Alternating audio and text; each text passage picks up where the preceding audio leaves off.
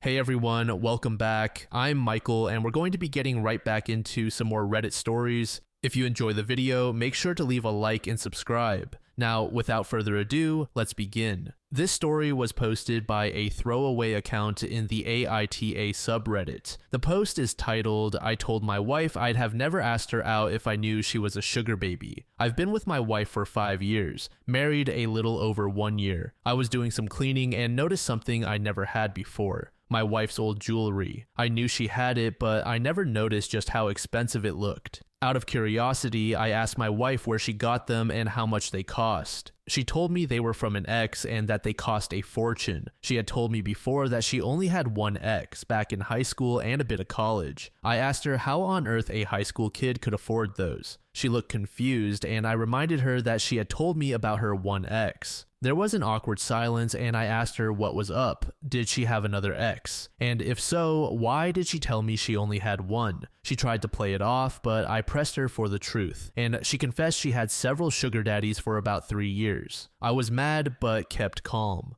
I asked why she never told me she was a prostitute. She tried to explain that it was more like a relationship, but with gifts and such, and I told her to cut the crap. She told me she was afraid I was going to judge her. I told her I was seriously upset and that she shouldn't have kept this from me. She said, "Does it matter?" I told her it matters. She asked me why, and I told her I would have never asked her out in the first place if I had known, and that she straight up lied to me when she told me she only had one ex. She told me she did only have the one ex, and that just pissed me off more. I told her, "Didn't you just say the sugar thing was more like a relationship?" She did cry, said sorry, and told me she'd do anything to make it up to me. I told her I need some space. I don't know. I'm pissed. I do love my wife, but I feel robbed of my decision. I do mean what I said. I would have never asked her out if I had known back then. Update. So I'm staying with my wife. I still don't like that she hid this from me, but I'm staying with her. But I stand by 2 things I said. She was a prostitute. Some of you kept saying, sugar babies don't always have sex with their clients and like whatever. By my wife's own admission, she did sleep with her clients. So yeah, prostitute. I'm not going to pretend she wasn't. Some of y'all are actually delusional. Just because she wasn't out on a street corner doesn't mean she wasn't a prostitute. She had sex for money. I do know I would have broken up with her if I had known earlier. That's the truth. If I were single again, I wouldn't date someone who was a prostitute. Do I think prostitutes don't deserve to get married? Nope. But that isn't for me. Anyway, things have gone back to normal for us. She has actually sold the jewelry her clients got for her, not at my request. She did this on her own. There hasn't been any major drama between us since. We had an open, heart-to-heart talk. I did tell her that what I said was true. I wouldn't have asked her out if I had known, and I told her maybe it was a good thing she didn't tell me, since we do have a wonderful life together. But that doesn't mean her being dishonest was a good thing. She and I decided to put this behind us, but I did tell her that if she has any more secrets like that, she needs to tell me right now, and if I ever find out something about her like this, we're done. I also wanted to address one little thing. Some of you all were like, no wonder she didn't tell you. She knew you were an insecure asshole, or something like that. So are you all willing to marry assholes? Seriously, I don't comprehend this logic. It's not like I forced my wife to marry me. If she knew I was an insecure asshole, why exactly did she decide to marry an insecure asshole? What? Would you marry an asshole as long as you lied to them to make sure they never find out about your past?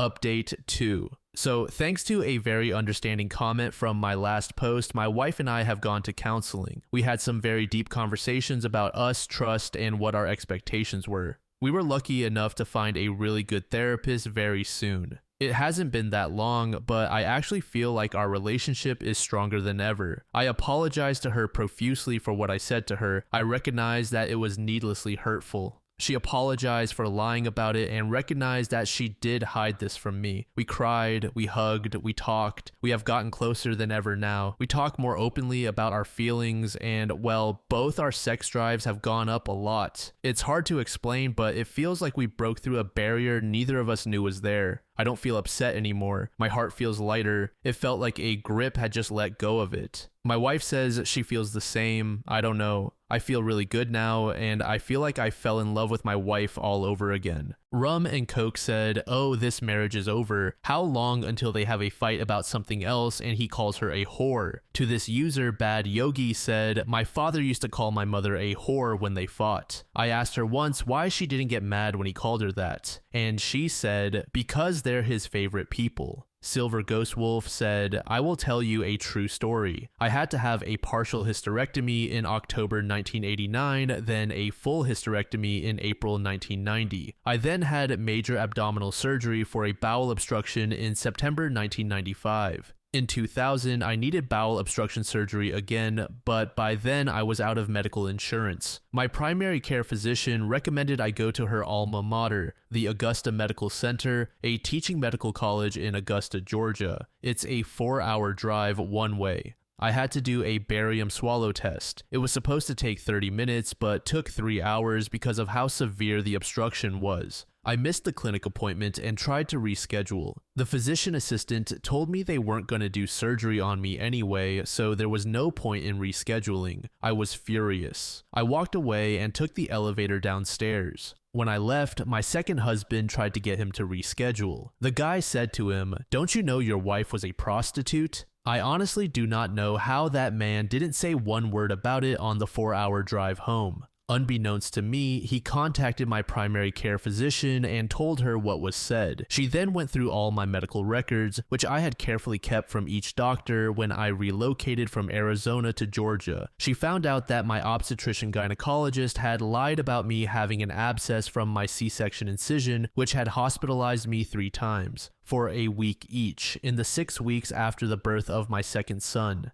They treated the supposed abscess with IV antibiotics, and I finally got well. My first husband had given me gonorrhea during my 3rd trimester with my planned second child. That's why I had the C-section. My second husband had to tell me the news. To say I was devastated is an understatement. Whenever men get mad at a woman, unless she's the Virgin Mary, she's a whore, a slut, a cunt, a prostitute. She could have slept with the entire football team and not be as vilified as being a sugar baby. More power to her. She leveraged herself up by her bootstraps and did what she wanted with her body at that time. The prostitute remark has killed me. I had never seen this physician assistant in my life, and he says something so demeaning to my husband about me. That kind of remark coming from someone who loves you is beyond hurtful. I'm really happy they got counseling and are thriving. I truly wish them the very best and many blessings. Be careful, words said in anger are like pounding a nail into a board. Yes, you can apologize and remove the nail, but the hole's still there. Words, especially said in any highly emotional state, carry immense power. Be careful what you wish for. You might get it.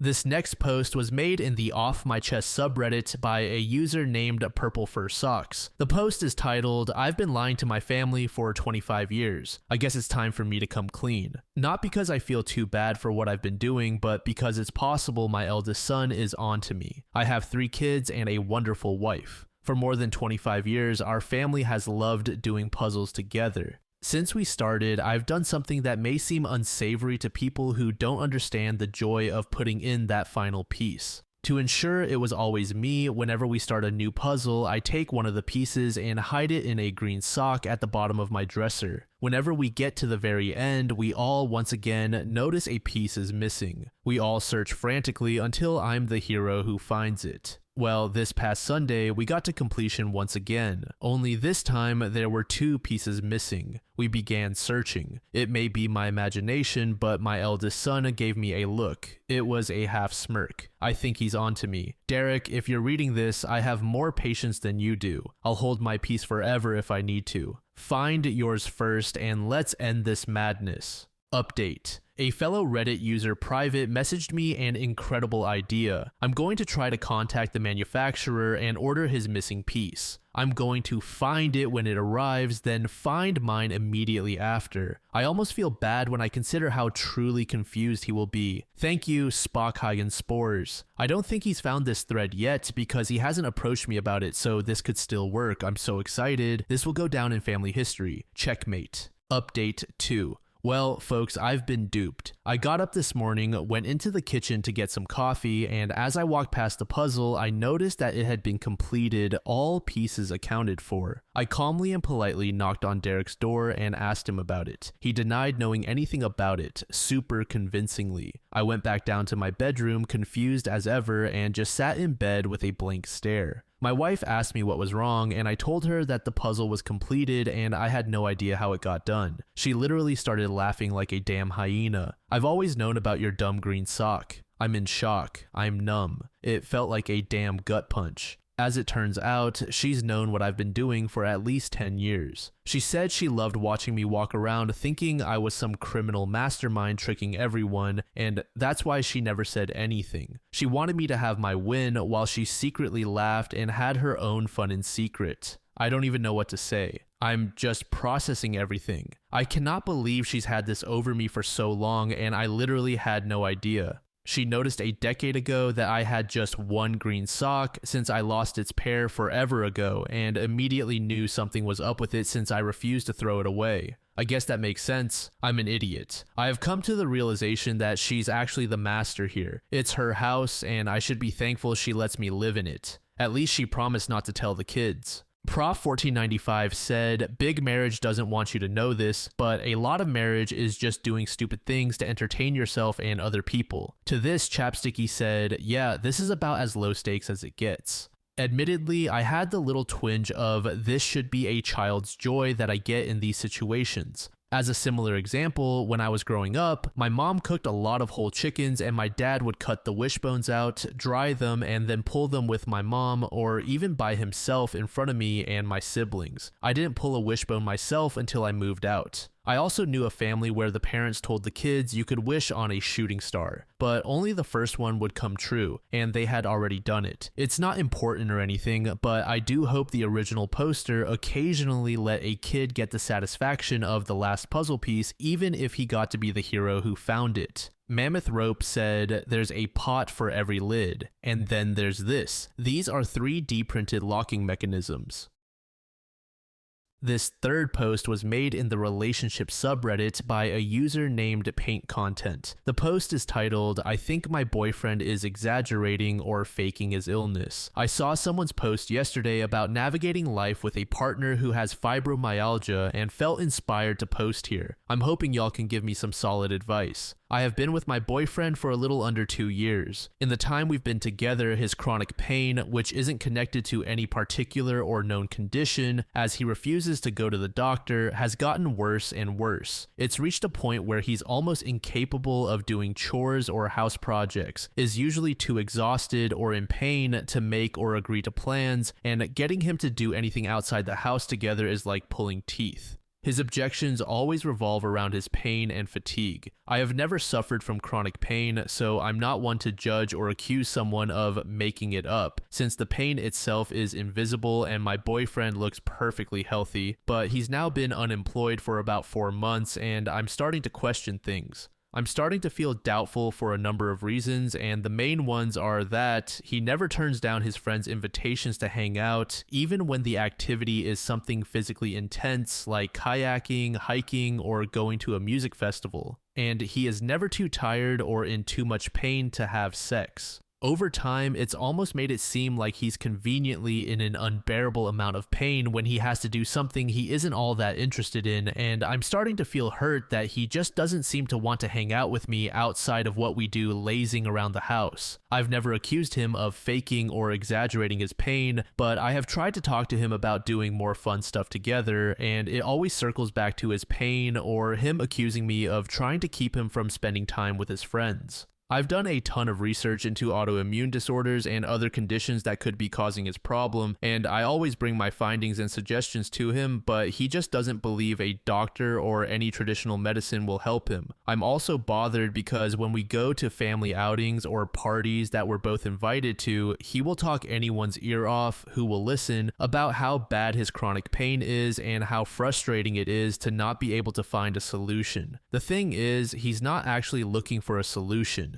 He just smokes weed every day and calls that good enough, while lamenting and complaining that his body is the way it is. He also refuses to return to work because of his pain. I'm happy to support him through hard times, but the fact that he won't work is getting concerning, and I feel severely stuck. I'm not interested in supporting him financially on a long-term basis, but at the moment I partially am by covering some of his expenses. If this post makes me a total asshole for questioning the degree of my boyfriend's chronic pain, so be it. I just need help and answers. So here are my questions. Where do I go from here? Do you think it's possible that my boyfriend is using his pain as a crutch? Should I put some kind of ultimatum in place that will get him medical care or attention? Your advice is appreciated. Update. Thank you to everyone who responded to my post and was so compassionate and kind. It was incredible to hear from so many people who actively battle chronic pain or illness, and those with loved ones who do. I hope to continue deepening my empathy toward anyone who is struggling with an invisible illness. On to my update.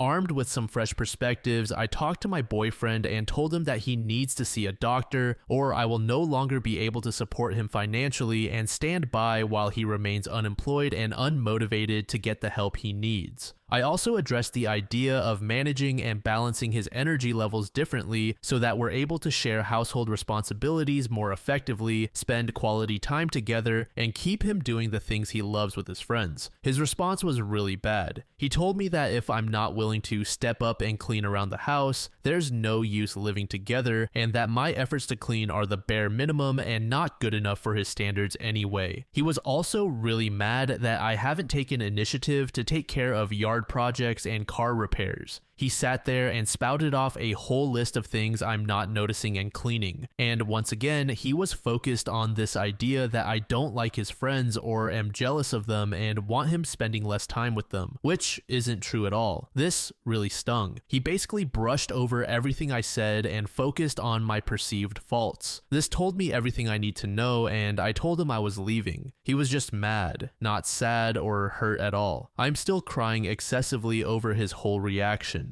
I still don't know how real or unreal his chronic pain is, but I guess it doesn't matter anymore. Thank you again, everyone, for your support and kindness. I am truly at a loss. Jay Barnes Wilson said, "Thank fuck she left. What a leech of a man." To this Master of Kittens said, "I just hope that she's strong enough to resist when he comes back with promises to change his ways." Ecstatic Soft said, "As someone with really bad chronic pain and illness, I just can't with this guy. I really hope she stays broken up because he isn't the one." To this Glitter Bumblebutt said, "Right, I've had 15 years of multiple invisible chronic illnesses. I jokingly say I'm a professional sick person. I average 6 doctor's appointments a week. 80% of what I do every day is focused on managing my illnesses. If he actually is sick, which I know how much it sucks to be called a liar, but I don't believe this guy, he's the poster boy for I've tried nothing and I'm all out of ideas."